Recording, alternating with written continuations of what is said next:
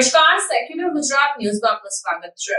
રાધનપુર ખાતે કોંગ્રેસ દ્વારા જનમંચ કાર્યક્રમ તથા વડપાસર તળાવ પાસે પૂર્વ પ્રદેશ કોંગ્રેસ પ્રમુખ અમિત ચાવડાની ઉપસ્થિતિમાં જનસભાથી વિધાનસભા સુધી કાર્યક્રમ યોજાયો।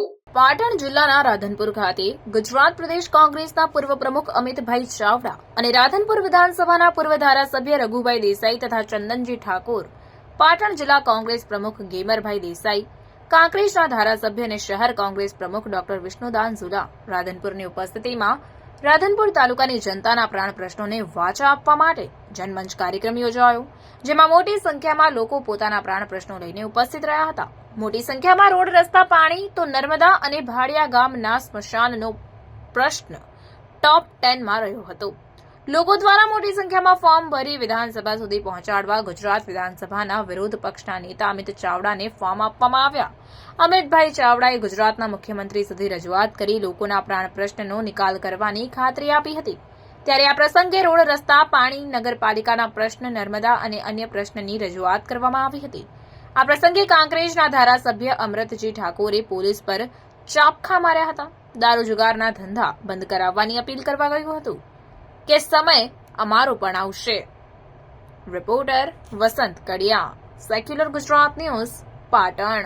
ની જરૂર છે, કારણ કે દેવી પૂજક સમાજ, દલિત સમાજ અને અન્ય સમાજના ઘણા માણસો દિલ્હીમાં રહે છે। અવારનવાર પ્રસંગોપાત અહીંયા આવવાનું થાય છે, એટલે આપ પણ આમાં સન્માનીય જ્ઞાનીબેનનું પણ આપણે ધ્યાન દોરો અને દિલ્હી પણ લખીને આનો નિકાલ કરીએ એવી વિનંતી। વીડીભાઈને વિનંતી કે તો હાથ ઊંચો ના કરતા, બરોબર છે? પૂછું ને, મોંઘવારી છે? આ બહેનો જ હાથ ઊંચી નહીં કરતા, એટલે મોંઘવારી છે, નડે છે, શિક્ષણ મોંઘું થયું છે। અહીંયા રજૂઆત થઈ કે દવાખાનામાં ડોક્ટર નહીં, વ્યવસ્થા નહીં, એટલે ખાનગીમાં જઈએ તો દવાખાના મોંઘા થયા છે। ખુલ્લેઆમ દારૂ વેચાય છે, વેચાય છે? અડધા હાથ ઊંચો નહીં કરતા, એટલે વેચાય છે દારૂ। તાકાત ઊભી કરી અને આ તાકાતને ઝીલી અને તાલુકા પંચાયત બને, જિલ્લા પંચાયત બને અને સૌથી પહેલા તમારી નગરપાલિકા બને અને નગરપાલિકામાં આ બધા પ્રશ્નો હલ થાય એવી આપ સૌની પાસે આશા અને અપેક્ષા રાખું છું। નગરપાલિકા બનાવી છે, સારું શાસન કર્યું, વહીવટદાર આવ્યા છે, વહીવટદાર રોજ ધક્કા ખવડાવે છે।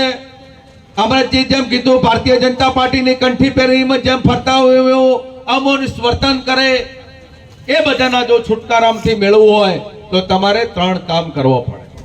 તમારી સ્થાનિક નગરપાલિકા હોવી જોઈએ, તમારો સ્થાનિક ધારાસભ્ય હોવો જોઈએ, તમારા સ્થાનિક અનેક કાર્યોમાં જે કાર્ય છે, જિલ્લા પંચાયત, તાલુકા પંચાયત જે ચૂંટાયેલા મેમ્બરો છે, એ મેમ્બર દ્વારા જે નાના મોટા કાર્યો કરવાનું થાય તો એ તમને સહેલાથી મળે।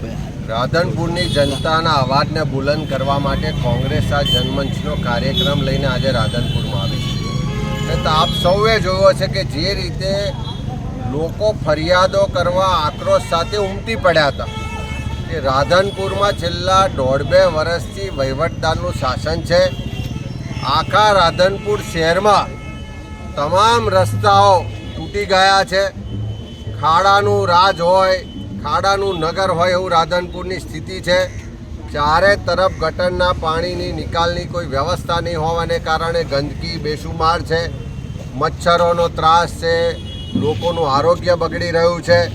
બીજી તરફ નગરપાલિકામાં ટેક્સ ભરતા હોવા છતાં આજે આ નગરપાલિકા વિસ્તારના રહીશોને નથી સારા પાકા રસ્તા મળતા, નથી શુદ્ધ પીવાનું પાણી મળતું, નથી સ્ટ્રીટ લાઇટની વ્યવસ્થા કે નથી રસ્તા કે બીજી કોઈ પણ ગટરની વ્યવસ્થા।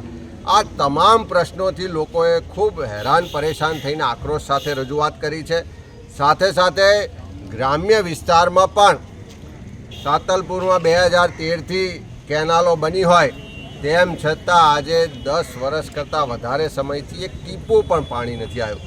અહીંયા ટોલ નાકા પર સ્થાનિક લોકો પાસે ટેક્સ લેવામાં આવે છે, સર્વિસ રોડની કોઈ વ્યવસ્થા નથી, મીઠાના અગરિયાઓના પ્રશ્નો છે, ખેતીની જમીનના પ્રશ્નો છે, રોજગારીનો સૌથી મોટો પ્રશ્ન છે। અને બીજી બાજુ મોંઘવારીથી લોકોને ઘર ચલાવવું મુશ્કેલ છે.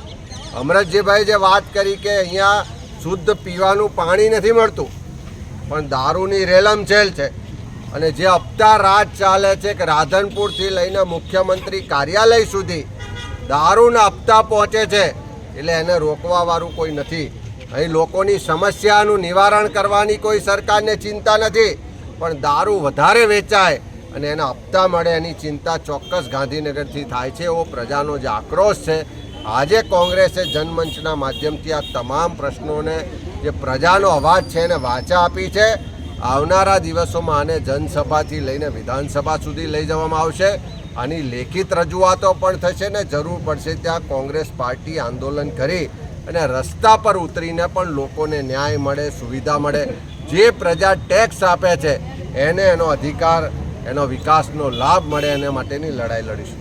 ભાડિયા ગામના વિચરતી સમુદાયના લોકોના સમસનના મામલે કોંગ્રેસ પ્રતિનિધિ મુલાકાત લેશે તો ભાડિયા ગામના પણ અનુસૂચિત જાતિના, વિચરતી જાતિના લોકોએ ખૂબ આક્રોશ સાથે રજૂઆત કરી છે કે સોલર પ્લાન્ટના નામે એમની સ્મશાનની જ્યાં દફનવિધિ કરવામાં આવે છે એવી જમીનો પચાવી પાડવામાં આવી છે. ત્યાં આગળ કબરો ખોદી નાખવામાં આવી છે. પોલીસને ફરિયાદ કરવા જઈએ, તંત્રને ફરિયાદ કરવા જઈએ તો કોઈ સાંભળતું નથી અને પૈસાના જોરે પૈસાદારો જે પોલીસ અને પ્રશાસનનો દુરુપયોગ કરીને ગરીબોને હેરાન પરેશાન કરી રહ્યા છે એવા અનેક પ્રશ્નો આજે જનમંચમાં રજૂ થયા છે. જનમંચના પ્રશ્નો કેટલા દિવસમાં નિકાલશે? જનમંચ એક એવો કાર્યક્રમ છે કે જ્યાં બહુમતીવાળી સરકાર પ્રજાનો વાત સાંભળતી નથી, પ્રજાના અવાજને દબાવવામાં આવે છે, પ્રજાની કોઈ પણ જગ્યાએ સુનવાઈ નથી થતી. એના માટે વિપક્ષ તરીકે એક સકારાત્મક રાજનીતિના ભાગ સ્વરૂપ કોંગ્રેસે ભલે વિધાનસભામાં સંખ્યા ઓછી છે પણ વિધાનસભામાં પ્રશ્નો ઉજાગર થાય, લોકોના અવાજને બુલંદીથી રજૂઆત મળે એટલા માટે આ જનમંચનો કાર્યક્રમ કર્યો છે. આખા ગુજરાતના તમામ તાલુકા કક્ષાએ જઈ અને કોંગ્રેસના આગેવાનો લોકોને સાંભળશે, લોકોના પ્રશ્નોને વાચા આપશે. ગત 2023માં પણ લગભગ 52 તાલુકાના 8 મહાનગરોમાં જનમંચના કાર્યક્રમો કર્યા હતા અને 2000 કરતાં વધારે રજૂઆતો જે લેખિતમાં મળી હતી એને વિધાનસભા સુધી, જે તે વિભાગમાં, જે તે કચેરી સુધી પહોંચાડવાનું કામ કોંગ્રેસે કર્યું.